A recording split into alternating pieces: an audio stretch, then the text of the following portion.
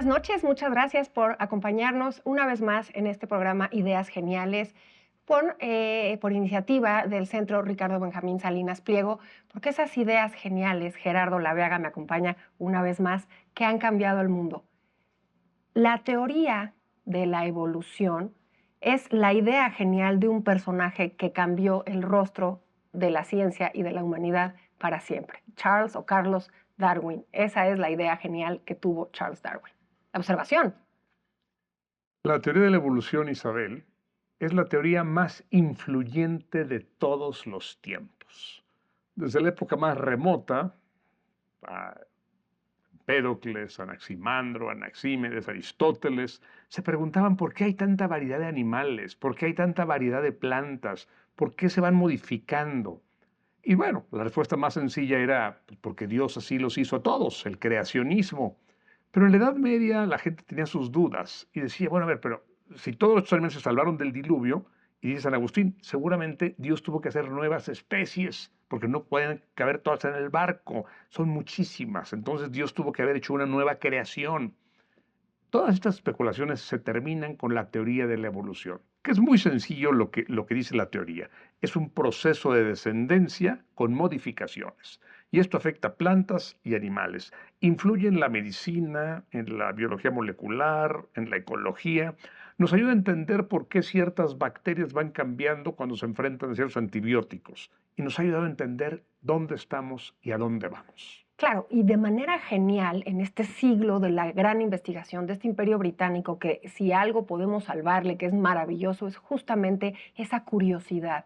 Curiosidad que tuvieron investigadores, científicos, los que pusieron en estos cajones, en estas vitrinas de investigación, y Charles pertenece a una de esas mentes curiosísimas, si no es que la que más, porque cuando empieza a observar, incluso desde muy joven, él estudia, se va a estudiar medicina a Edimburgo, pero muy joven se embarca en estas expediciones por conocer el mundo, sus rostros, su geografía y sus especies. Y entonces se sube al HSM Beagle, que era en este espíritu de conocer y de documentar y de explicar desde la ciencia lo que rodeaba al ser humano, lo biológico y lo terrenal, todo en un mismo gabinete. Bueno, pues él se da cuenta que las especies, como tú explicaste perfectamente bien, por leyes que no se pueden cambiar y que no se explican de manera sobrenatural, como lo diría Santo Tomás, son las que cambian el mundo y las que son la creación más allá de un Dios.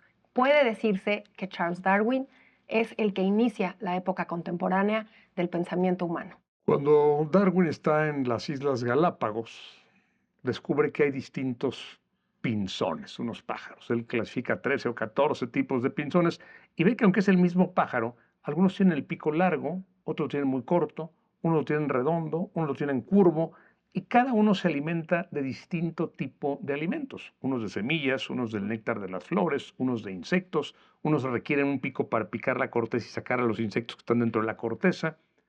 Y se da cuenta, y es su idea genial, de que tuvieron que pasar miles o millones de años para que cada especie fuera adaptando según el medio ambiente.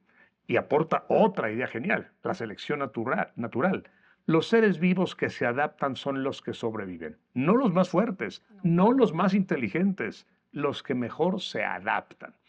Y pone un ejemplo, una palomilla que es oscura y que se para en hábitos blancos. Bueno, rápidamente es detectada por los pájaros y se la comen. Pero si esa palomilla cambia y se vuelve blanca, los pájaros no la identifican parada en madera blanca. Ahora, si se para en madera negra, la van a localizar rápidamente.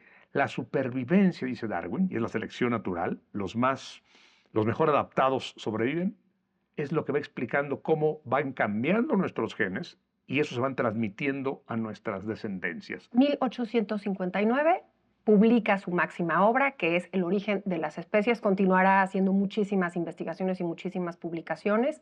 No por nada está enterrado en la abadía de Westminster, como si hubiese sido un rey o un noble. Es uno de los 5 personajes más importantes de ese siglo británico y del mundo. Pero esta selección natural de la que habla Charles Darwin, y esto de lo que estás hablando, Gerardo, el más apto, lo que está quitando de tajo no es divina la preservación de la vida o dar la vida, sino es una cuestión que no podemos mover porque es natural. Un permanente proceso de adaptación. Inmanente, nadie lo puede mover, nadie tiene que ver, es algo natural. Incluso esto revoluciona de tal manera el pensamiento que sale al espacio, la teoría de cómo se crea el espacio, cómo se crea absolutamente todo. Son leyes que no son explicadas ni por lo divino ni por lo sobrenatural. Y eso es un parteaguas absoluto en la historia. Por eso sí creo que es una idea genial que él le haya puesto nombre a esa evolución y a eso que venían desde toda la existencia de la Tierra y la humanidad, esos procesos naturales de evolución. Gran idea que él le puso nombre y él lo explica. Copérnico,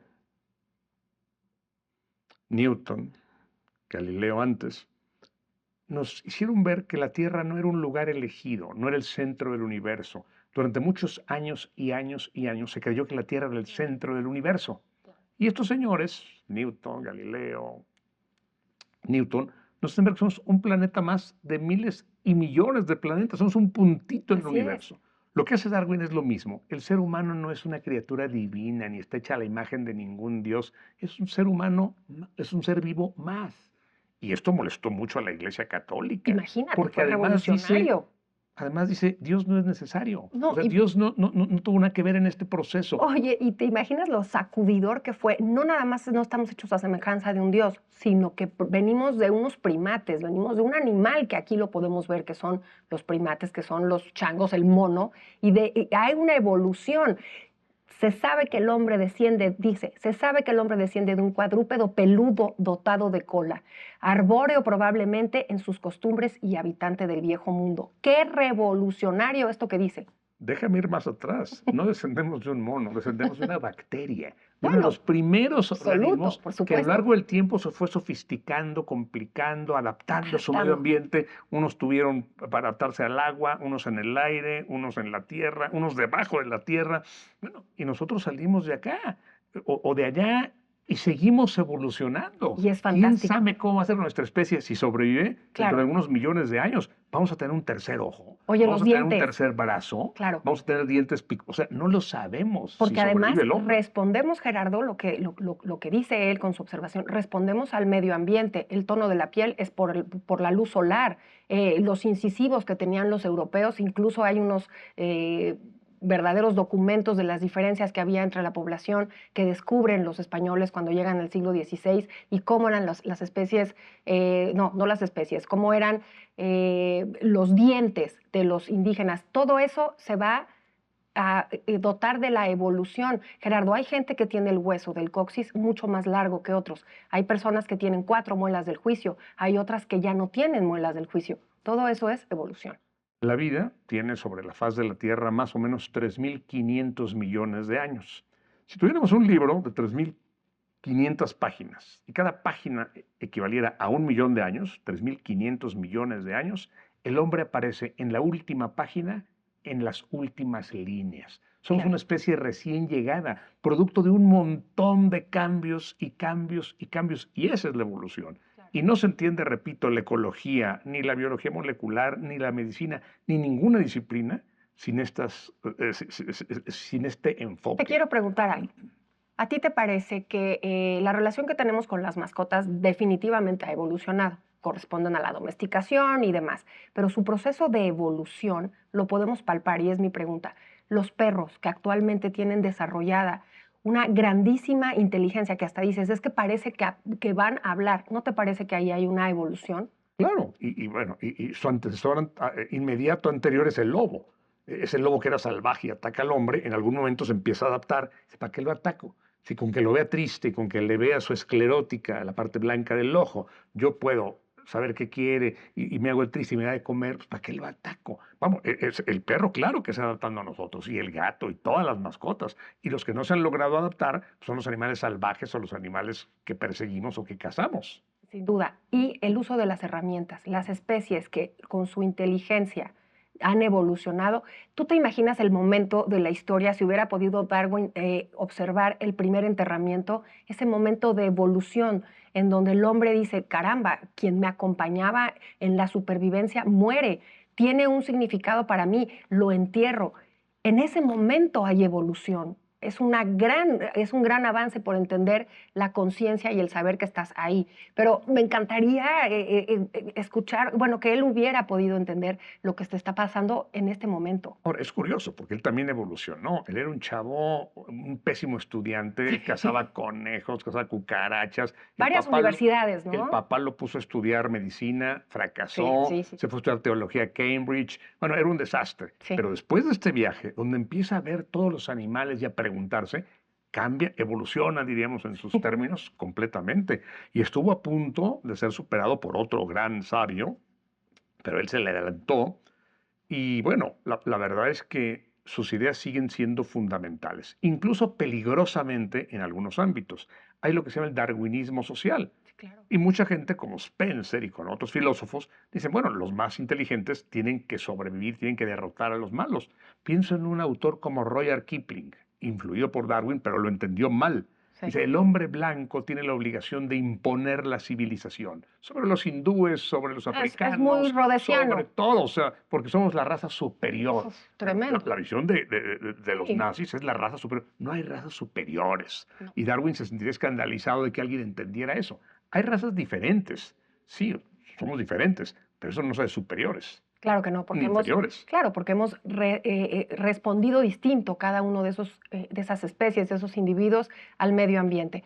Actualmente está pasando una evolución también.